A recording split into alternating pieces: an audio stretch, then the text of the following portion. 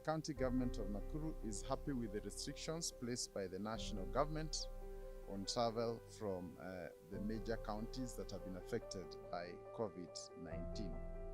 The move is aimed at reducing movement of persons from areas of high risk and thereby cushioning rural populations.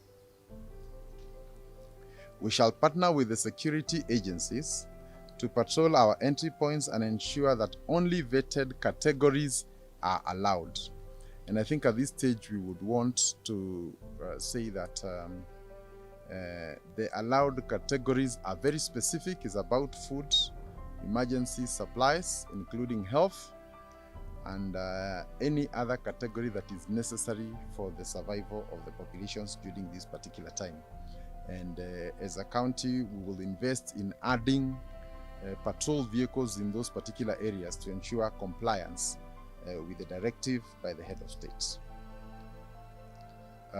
We shall also partner with neighboring counties like Nyandarua and Narok, because our county is also a frontier county to the western part of the country, and the entry could be through directly Nakuru, through Narok, and also through Nyandarua. So we'll be working closely with these two counties to ensure that even their borders are properly manned and that there's no infiltration of persons who do not fit this description. Allow me further to state that the impact of COVID-19 in counties continues to be felt through reduced economic activities and dwindling revenue sources. The month of March is very critical in the county revenues, as most organizations pay their licenses in the first quarter. Nakuru in particular is the home of SMEs, or small business enterprises, and in the whole of Kenya, we are the biggest in terms of the catchment for SMEs. And consequently, this is the category that has been most affected by this closure. With the closure of many businesses and a dramatic decline in returns, many are unable to keep afloat with their obligations, including payment of licenses and other obligations to the county. The county has an obligation to listen to these business concerns, and hence we will be adjusting our budgets to reflect this financial reality. The drop in revenue will reflect in reduced implementation of budgeted projects. In Nakuru, for example, we expect that the drop will hit about 800 million shillings.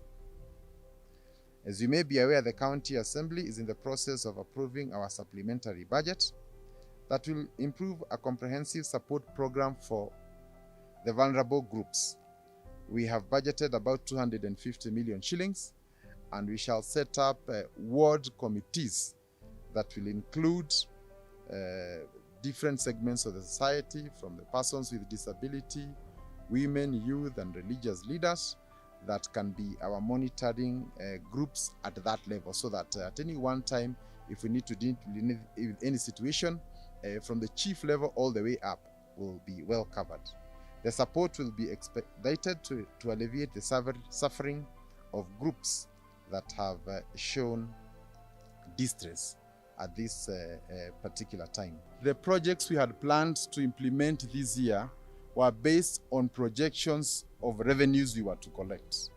So when those revenues are no longer feasible, when those revenues are no longer possible, then it means we have to review the projects.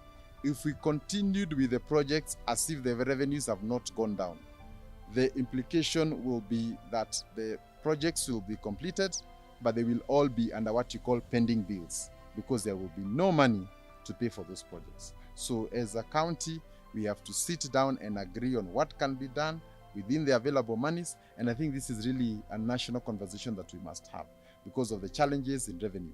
And you must also appreciate that this would not be the best time for us to enforce all our revenue streams, because it would be very difficult. Our bars are closed. That's a major revenue stream. The matatus and the public transports are a major revenue stream.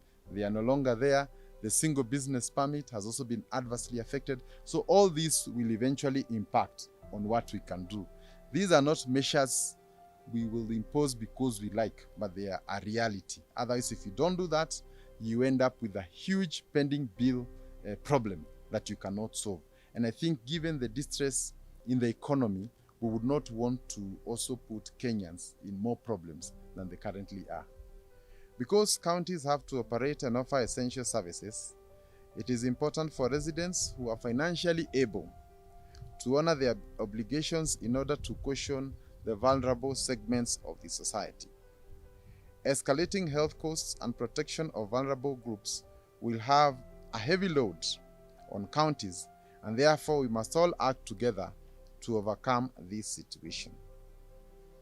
So in short, what we are simply trying to say is that for businesses that are not adversely or directly affected by the COVID situation, our plea to them would be to ask that by paying your obligations to the county, you are also helping the county to meet its obligation with respect to healthcare provision and other areas, including support for vulnerable members of the society.